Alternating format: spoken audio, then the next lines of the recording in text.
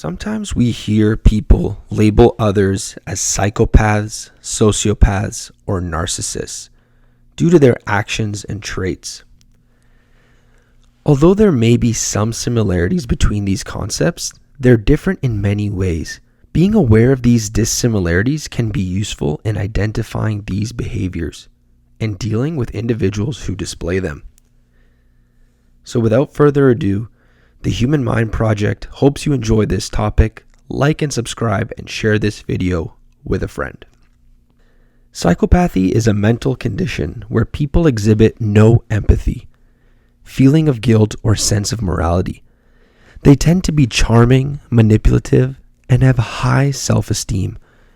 While they may seem like influential people, they are also indifferent and lack concern for other people's emotions and rights. They tend to display impulsive and criminal behaviors frequently. Psychopaths couldn't care less about how others feel, what they want, or what's right. They have no fear of the consequences of their actions, and they'll do whatever it takes to get what they want. Think about power, money, or sex. A psychopath can be very manipulative in these particular areas. These are very human, primalistic areas. They're total thrill seekers who love playing with people like puppets on a string. And if they've got a history of being violent or predatory, that's just the cherry on top for a psychopath. Sociopaths. Sociopaths are even worse. They're like psychopaths on steroids. They break rules left and right, manipulate everyone they meet, and make rash decisions without thinking about the consequences. They don't feel guilty about anything they've done wrong. And they're not exactly known for being responsible or making wise choices. So sociopaths are folks who have a nasty case of antisocial personality disorder, or ASPD for short. Signs that someone might be a sociopath include a real lack of empathy, morals, and care for other people and their feelings. It makes them more likely to harm others, especially if there's some benefit in it for them. ASPD is a spectrum, with sociopathy and psychopathy being the most severe forms. It's common for sociopaths to have a charming facade, yet it's tricky for them to maintain healthy, long-lasting relationships. Their moral compass is often very weak, and they might even get defensive quickly. Emotionally, they tend to be unstable, experiencing mood swings and outbursts. Sociopaths frequently take advantage of others to benefit themselves, acting very deceitful, manipulative, and dishonest.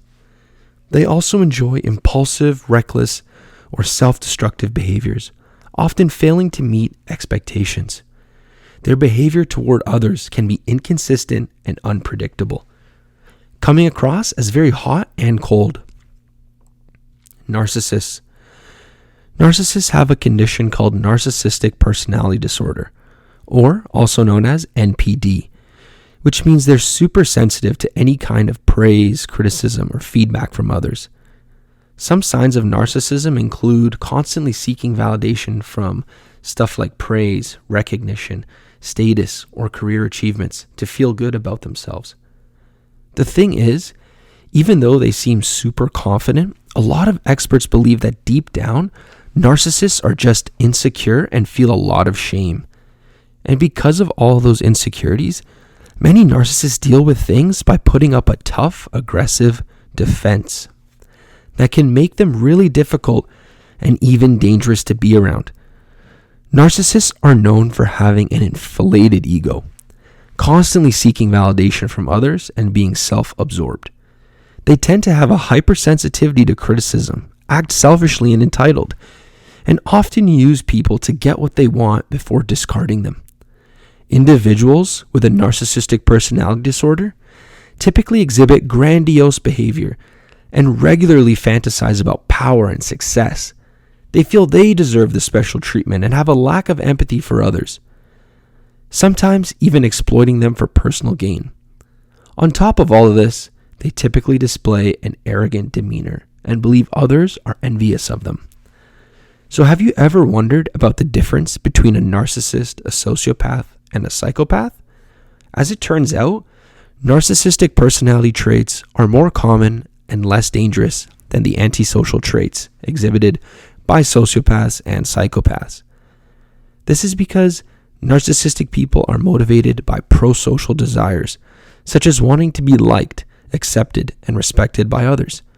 Meanwhile, sociopaths and psychopaths lack pro-social desires and tend to use violent and deceitful behaviors to further their agenda, often at the expense of others.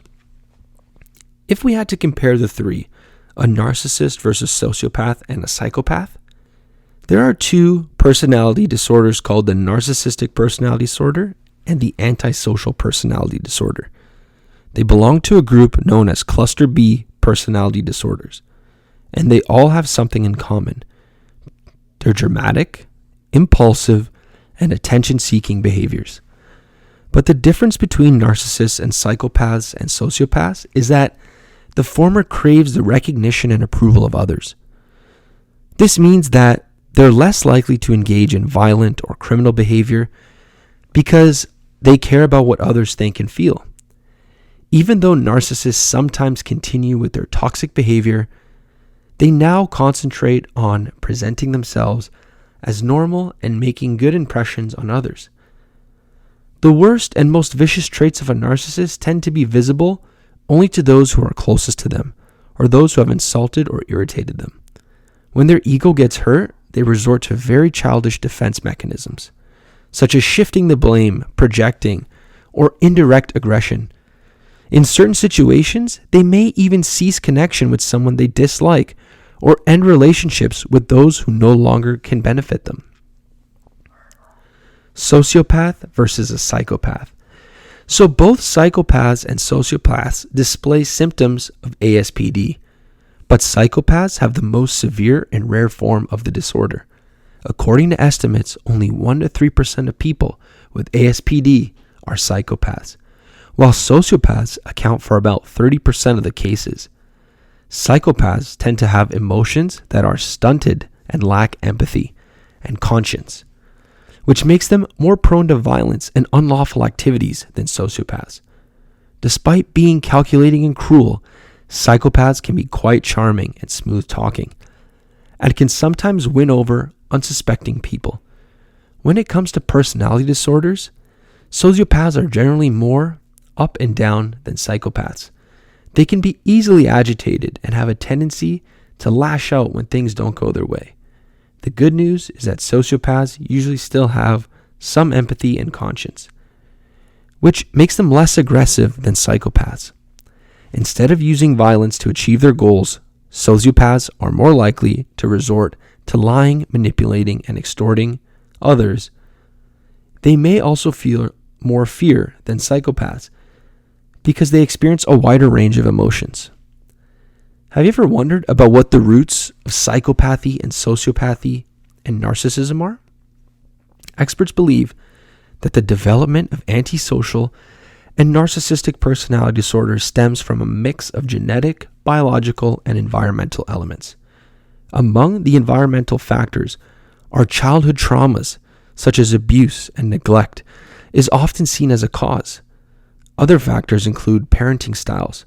Having a parent with an antisocial or narcissistic personality disorder, insecure attachment due to childhood trauma, certain personality traits, exposure to abuse or illegal activities during childhood, engagement in violent or aggressive behavior, or even involvement in criminal activities. Maybe you've experienced a lot of bullying or social exclusion, perhaps a chemical imbalance in the brain, and abnormalities in your brain structure that affect your emotions and fear, as well as issues with decision-making and frontal lobe development. So what are the treatments for sociopathy, psychopathy, and narcissism? Well, it's not easy to treat these three disorders. Unlike other mental illnesses, the treatment has a lower success rate.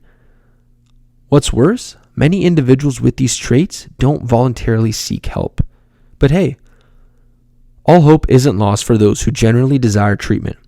The thing is, psychologists haven't found a specific type of treatment for NPD or ASPD, And these conditions often come with other mental health or substance use problems. That's why a combination of therapies and meds can help target their symptoms and comorbid conditions. When treating people with these personalities, it's advisable to involve their families or partners. If you found this video valuable, don't hesitate to subscribe and receive more inspiring content like this. Until next time, take care.